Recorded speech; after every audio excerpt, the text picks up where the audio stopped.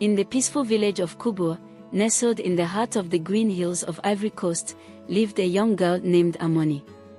Motherless since she was young, Amani lived with her father, Kodio, a hardworking and generous farmer, and her stepmother, Ajua. Unlike Kodio, Ajua did not like Amani. She entrusted her with all the household chores and treated her with contempt, while pampering her own daughter, Naya. Amani, despite the unfair treatment, remained gentle and loving. She found comfort in the nature that surrounded their village, talking to the trees and rivers as if they were her friends. She firmly believed that every creature had a soul and that goodness would triumph in the end. One day, as the sun rose over the village, an important announcement echoed throughout Kubo. The royal drum sounded, calling the villagers to gather in the large village square.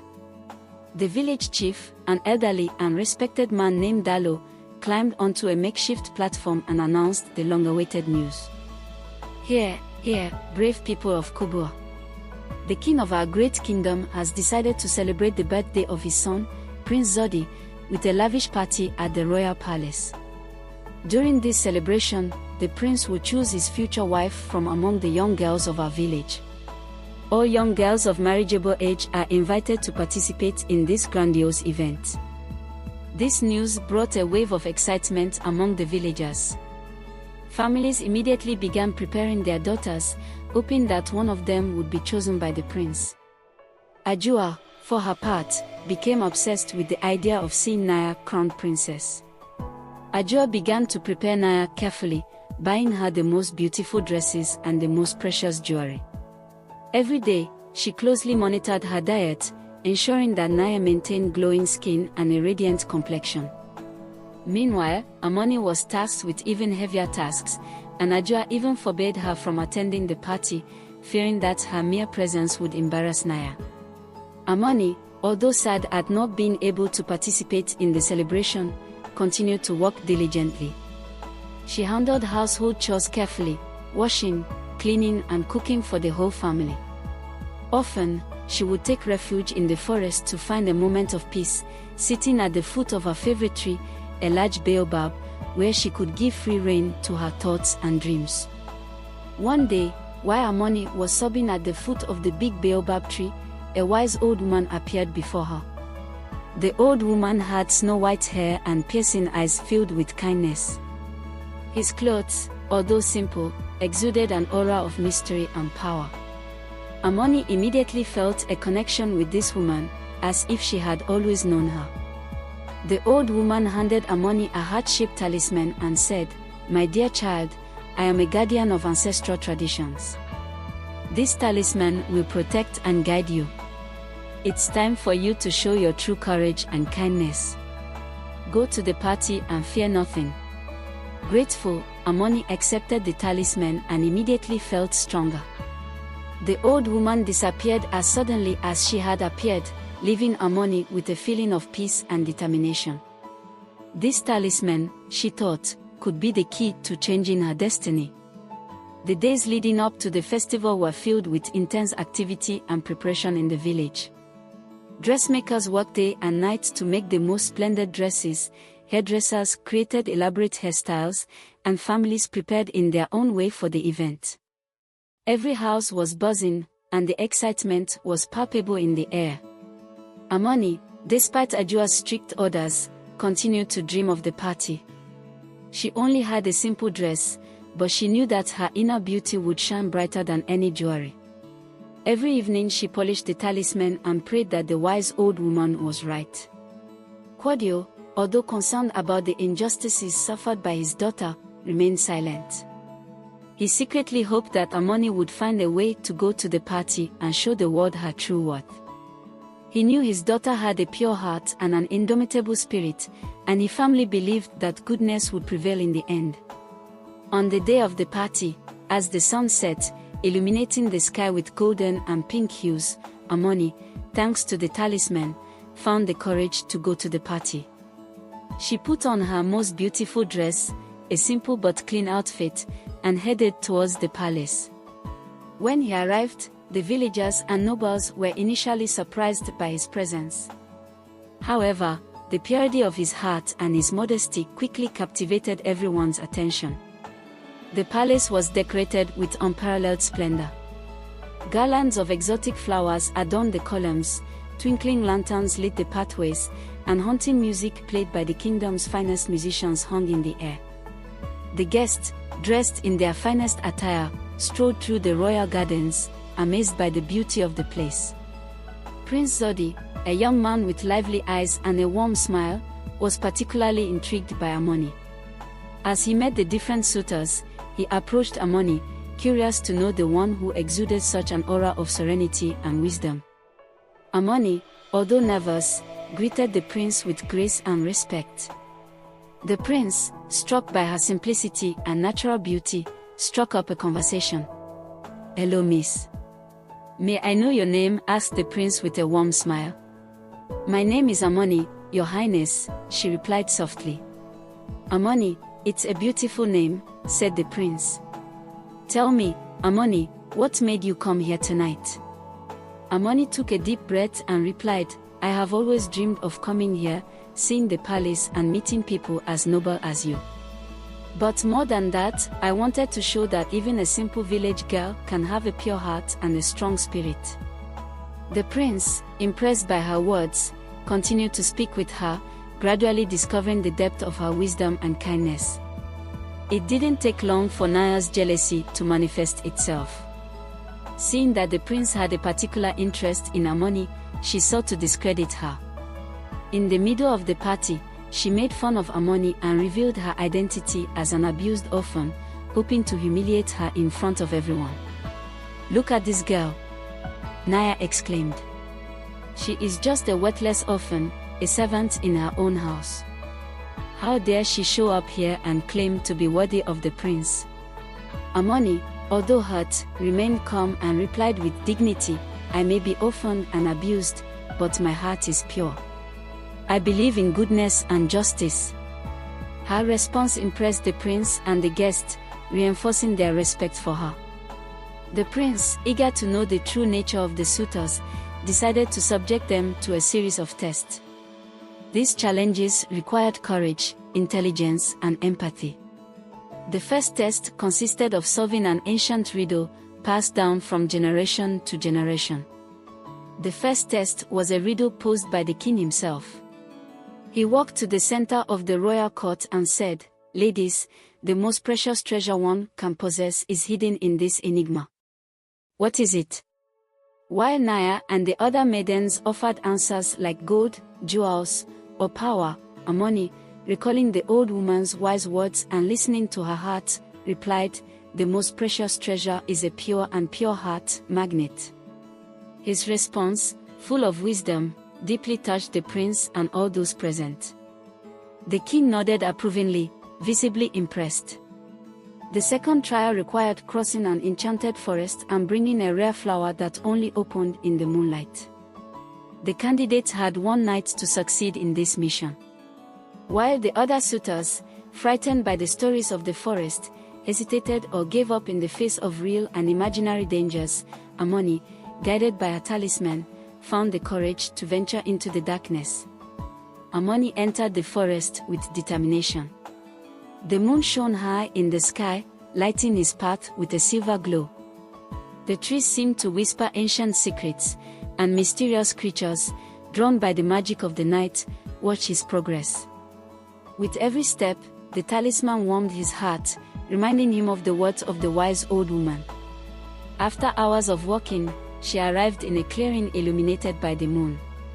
In the center, a vibrant flower, with luminescent petals, stood proudly. Amani knelt down gently and plucked the flower, feeling a benevolent energy invade her. With the flower in hand, she returned to the palace, ready to face the rest of the trials. Amani's return to the palace was greeted with applause. The prince, the king, and all the guests were amazed by his success.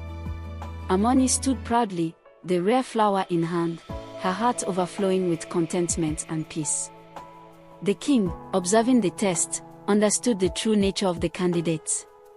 He also discovered the mistreatment Amani had suffered at the hands of her mother-in-law through the villagers' testimonies. Ajua and Naya were confronted about their actions and publicly reprimanded, their shameful behavior exposed in front of everyone. Prince Zodi, recognizing Amani's virtue and courage, chose her as his future wife. The simplicity of his heart and the depth of his wisdom had won over not only the prince but also everyone. Kingdom. With his father's approval, the king officially announced the union between Amani and Prince Zodi. However, before the celebrations could truly begin, there was one more thing that needed to be taken care of. The king called Ajua and Naya before the assembly. "Ajua, Naya," said the king in a stern but fair voice. "You acted with cruelty and malice towards Amani. Your actions cannot go unpunished. However, in this day of joy and justice, we will choose the path of redemption. You will have to work to right your wrongs against Amani and the village. Learn to live with honesty and compassion, because that is how you will find true peace." Ajua and Naya, ashamed, accepted their sentence. The villagers, although critical of their past actions, welcomed this decision with understanding, recognizing the king's wisdom. The wedding of Amani and Prince Zodi was a sumptuous ceremony, celebrated with immense joy. The preparations were quick but magnificent, every detail taken care of to reflect the beauty and simplicity of Amani. The guests, who came from all over the kingdom, brought precious gifts and blessings. The wise old woman, who had helped Amani, reappeared for the ceremony. She smiled at Amani and whispered, "You have proven that purity of heart and strength of mind can overcome all trials. May your life be filled with happiness and wisdom." Traditional songs and dances echoed through the palace, and the festivities lasted for several days. The people of Kubo celebrated not only the union of their prince, but also the arrival of a loved and respected queen. Amani and Prince Zodi ruled together with justice and compassion.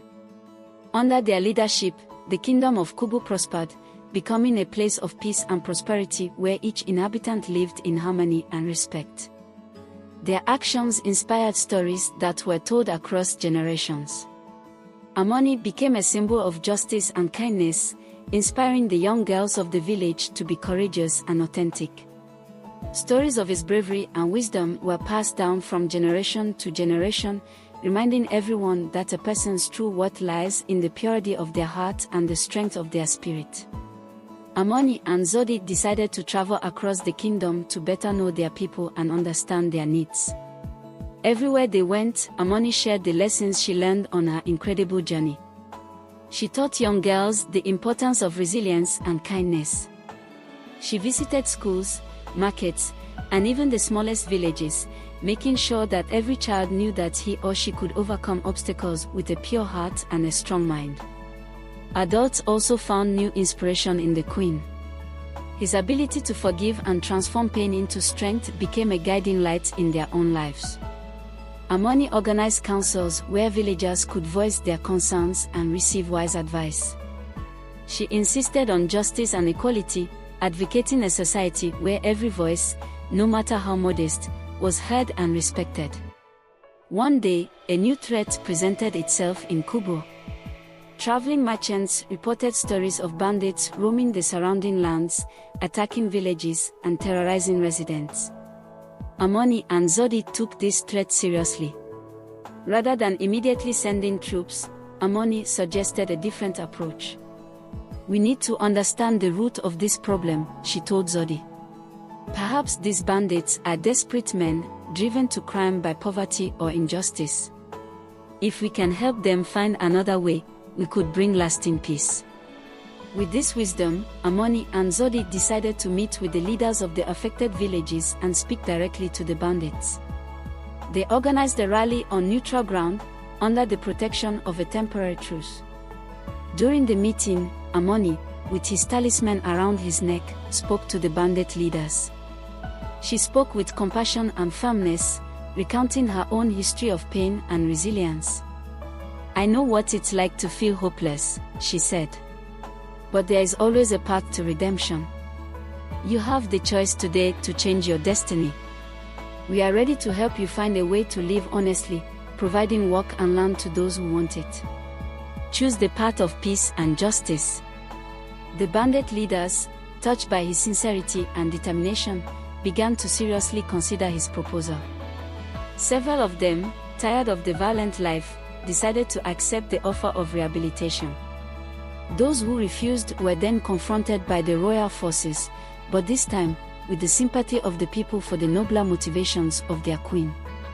Repentant bandits were reintegrated into society, given land to farm and employment opportunities. They became valuable allies to Amani and Zodi, using their knowledge of the land to protect the kingdom from real outside threats. Their transformation became another powerful symbol of Amani's reign, the ability to see beyond appearances and believe in the possibility of change and redemption. The years passed and the kingdom of Kubo experienced an era of unprecedented prosperity and peace. Amani and Zodi had several children, to whom they taught the values of courage, kindness, and justice. Children grew up learning stories from their parents, the inner strength needed to face adversity, and the power of forgiveness and understanding. Amani's reign became legendary, and she was loved not only as a queen but also as a spiritual guide and wise advisor. Her name became synonymous with justice and goodness, and generations after her continued to pass on her teachings. Amani, in his old days, loved to sit under the big baobab tree, the place where it all began. There, she told stories to her grandchildren, passing on to them the tales of courage and wisdom that had shaped her life. Her hair, now silver, shone under the setting sun, and her eyes, always filled with kindness, stared at the horizon with deep serenity. Villagers, young and old, still came to her for advice, always finding in her an inexhaustible source of wisdom. Amani, with her talisman always close to her heart, continued to inspire and guide those who came to her, proving that true greatness lies in simplicity, kindness, and courage. Thus, the story of Amani, the wise and loving queen, lived on in the annals of the kingdom of Kubu, reminding everyone that even in the darkest times, the light of kindness and justice can still shine. Thanks for watching this story today. Please comment on what you learned and don't forget to like and share with your loved ones. See you next time for a new story.